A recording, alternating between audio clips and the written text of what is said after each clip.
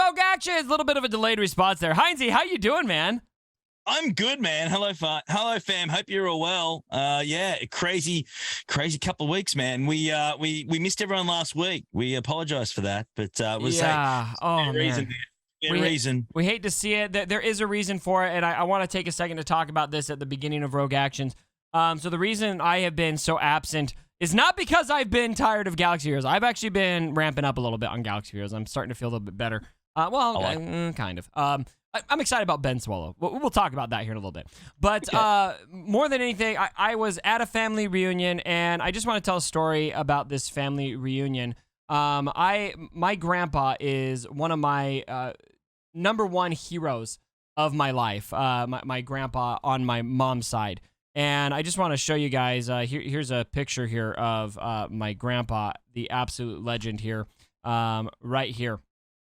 And my grandpa was given a cancer diagnosis 3 weeks before this reunion and given a month to live. And the first thing out of my grandpa's mouth when they gave him the diagnosis was, well, actually, the first thing he told them was, that must be really hard to tell somebody they're going to die. And he was kind of a jokester, and so he always kind of said things tongue-in-cheek. But then the next thing he said was, can I make it to the reunion? And they said, absolutely, but you need to live. And he looked at them and said, I'm going to live. And what you got to understand about my grandma and grandpa here and just how incredible they are is they basically lived for this family reunion. They were very, very frugal with their finances so that they could afford to bring everybody together so nobody had to worry about money. Everybody could come together every single year, and we've basically been doing this since I was 5. And so this is like their legacy, bringing this family together, enabling all of us to have such close bonds. We all get along so well because of this. We don't have fights. We don't have... every once in a while, I'm sure something comes up, but for the most part, we all just get together and we love coming together. And this amazing man and woman have made that possible. And so we all thought it was really interesting that he was kind of coming to the close of his life while this reunion was happening. And it was really a miracle that he was able to make it up to the reunion. And it was the last thing he ever did, basically. I was able to see him, talk to him. And then a couple days later, I went to go help out at his house. He was quite literally on his deathbed. I was able to spend some of his last moments with him, and then a couple hours later, he passed away on the last day of the reunion. And so I just want to take a second to say this is kind of what I've been focusing on. This is why I've taken some time back away from the channel. But family is the most... I've reflected a lot on my grandpa's legacy and how much value he placed on family.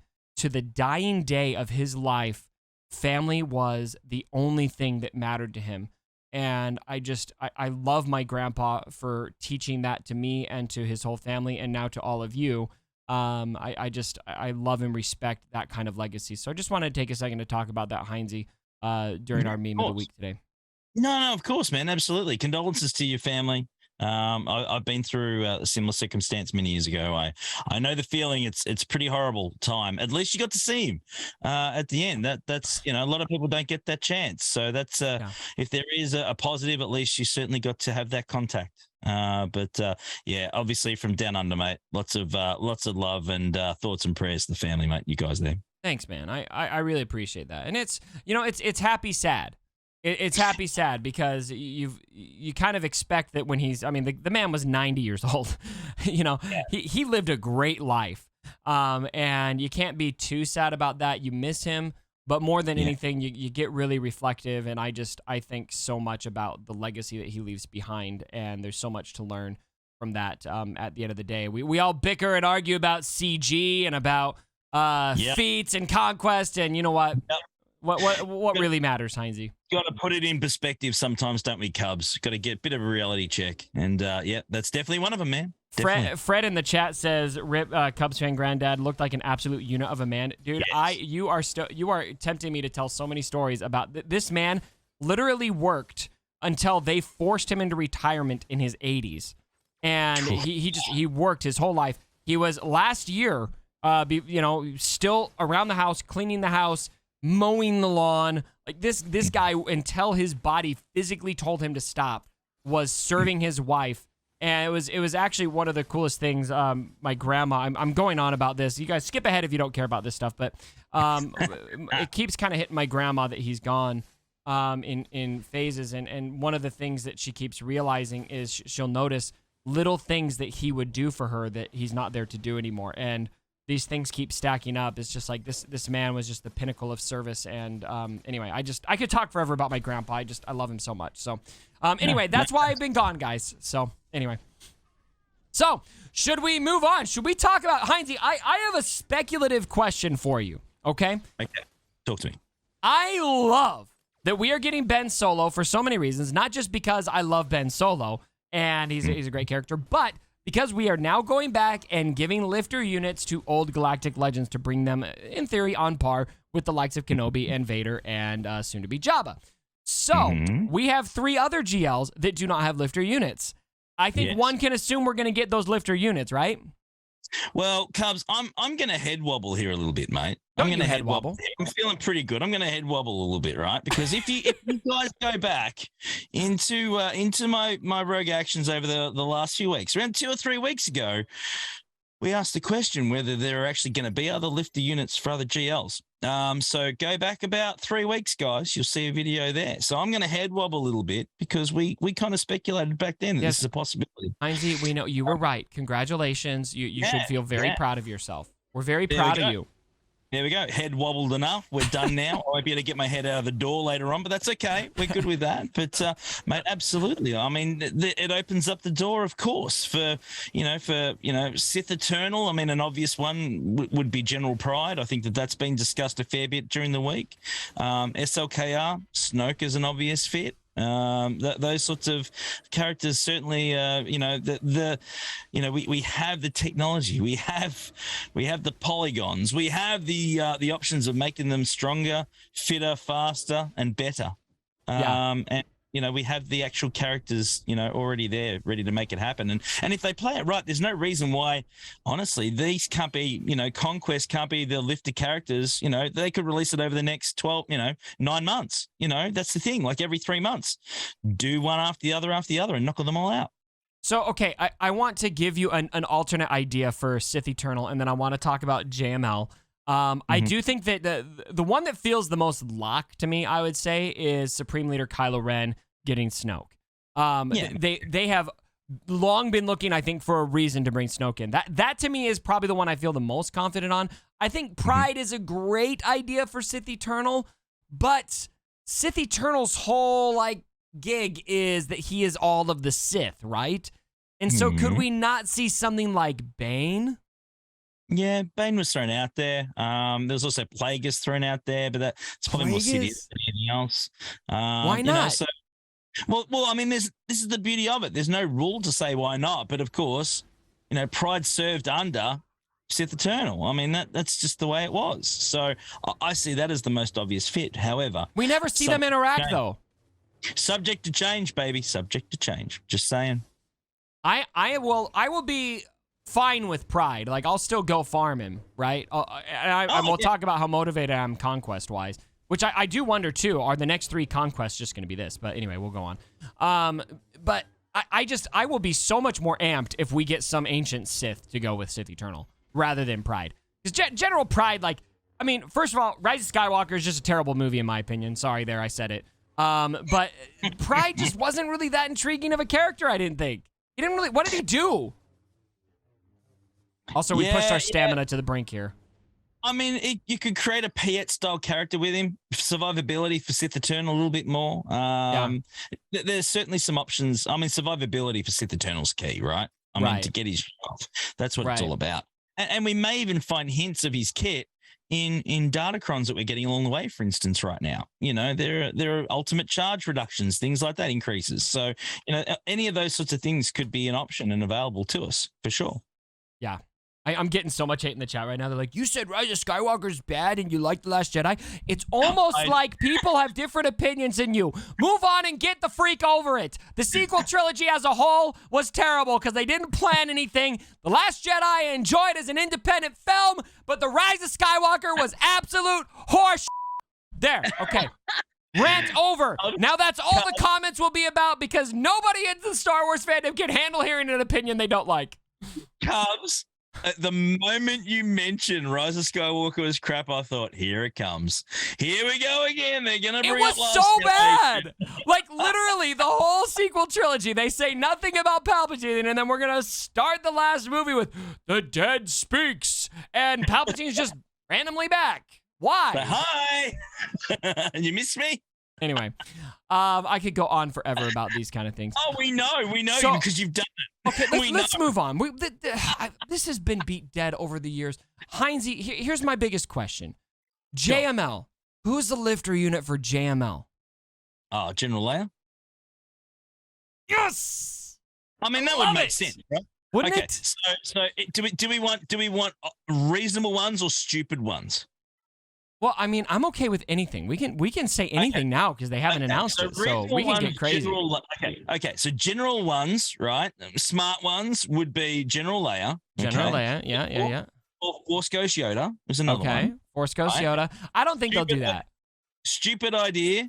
Caretakers with the wheelbarrows. Just saying. I'm just saying. What if we get porgs? They worked their butt off. Those caretakers, for nothing. They just kept working all the time. They kept breaking stuff. They just had to keep fixing it. It was pretty sad to see. I felt bad for those caretakers. Anyway, so porgs, I mean, why not? We got them. We got them in the movies. What if we get that massive blue milk or green milk creature? Well, well, yeah. Oh my God. Well, we are getting Salacious B. Crumb in the Jabba GL in one way, shape, or form. We found that out from Crumb. When did he say that? Yeah. It's going to be part of the kit somehow. We don't know how. Some sort of. Kind of like a Baby Yoda with.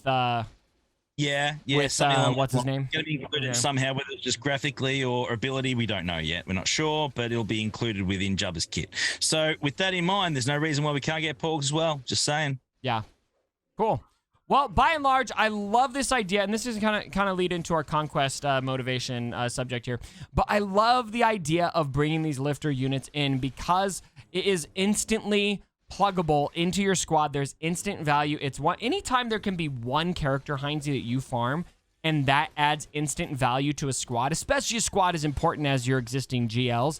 That to me is the most bang for buck, the most motivation I could have to farm a character that I can think of. Yeah, I mean, conquest, of course, as always, and I mean, it's hard to get motivated around. It really is, right? Especially for a lot of players. For those that don't have the toys, who don't have a lot of the GLs, it's really quite a challenge and a grind and a chore for them. It's very, very difficult to do. I mean, the Datacron mats, you can farm them like crazy. That's great. But Datacrons are a whole other conversation. We're not even going to go there in this one. I just don't use them. I don't care about that. I'm finding the feats a little bit more, I'm not going to say easier, but more pleasant, if there is such a thing. It doesn't feel as harsh. I don't think I like that word, but you can say it. Yeah. It's really hard for me to get up and about because just the work involved and there's still that grind there with Conquest generally. Right. But it's tough. But if there's a good reward at the end, it's worth it. I mean, like anything in this game, if you work hard for something, you should absolutely get the rewards. If you put in the time, you should absolutely get something above what other people have. I don't have a problem with that. But the issue is that Conquest does make characters, readily available. So they are kind of devalued a bit because everyone has them. Everyone knows how to farm them. Everyone knows how to mod them because all the videos go out there. And unfortunately, they sort of don't have their separate moment where they're really, really powerful and sort of top of the chain for too long because something else comes along and everyone else has got that one and they're going for something else they haven't got yet. So it is a little bit trickier from that point of view, certainly. Yeah. Overall, all I know is Ben Solo, the character himself, plus the value he's going to add to my race squad. This has got me motivated to play this conquest more than Malgus did, even. And Malgus had me pretty motivated, and then I just obviously Datacrons came out, and I just kind of wanted to Some vomit do, all some over. don't. We're going to dive into the kid a little bit more, obviously, on our video, and we got a few things to say about that one. But one thing's for sure: have a look at Ben Swallow in game Cubs if you can do that for me. Because let me tell you, I just entered a battle. If you check out his saber, right? He is compensating for something. This boy, like seriously, his saber is let's say that's not to scale, mate. He's certainly overcompensating, if you know where I'm coming from. Okay? Is it a little bigger than you would expect? Oh, there is some serious length there, Cubs. There is some serious length there. So yeah, have a look in a second when you finish this. Fortunately, we're going up against Phoenix Squad, which even in Conquest this time is not holding up against my previous team. But go and have, you give me your opinion, but I look at Ben Swallow and I think you kind of poisoned the well, though. You should have asked me if I noticed anything without telling me it was his saber. Let's just say Ben's packing. I'll tell you, looking at it, if I would have noticed. I'll try to pretend that I don't. Yeah, I think you would. But have a look at here. Have a look. Have a look. No, I think it looks normal. Oh no, I reckon there's some length there. I think it looks all right. Maybe a little bit. Yeah. No. Yeah. I don't know. I think it looks fine. In chat, his Schwartz is as big as mine. Love it. They're already coming out. Your Schwartz is as big as mine. I am your father's nephew's cousin's former roommate. He was also the Prince of Naboo and also the Prince of Alderaan too. I did see that I think it was on the Star Wars subreddit. They said that something that should have been explored was that Ben Solo is the grandson of Darth Vader, a slave. He is a Prince of Naboo and a Prince of Alderaan. And there was something else there too. It was really interesting. And son of a scumbag. Yeah, right. Yeah, that was the other one. Oh, man. All right. We got another video to get to before this gets too derailed. We're going to talk about Ben Swallow and the Datacrons. I'm just going to let Heinzie take it over on that one because I just don't do Datacrons. And then, of course, the viewer's choice. So we're going to jump over there for that. Thank you guys so much for joining me for this video. Sorry again for such a big delay. I'll do my best to get more stuff to you guys this week. And as always, my brothers, don't forget. That's funny. Ben Swallow is a Disney princess.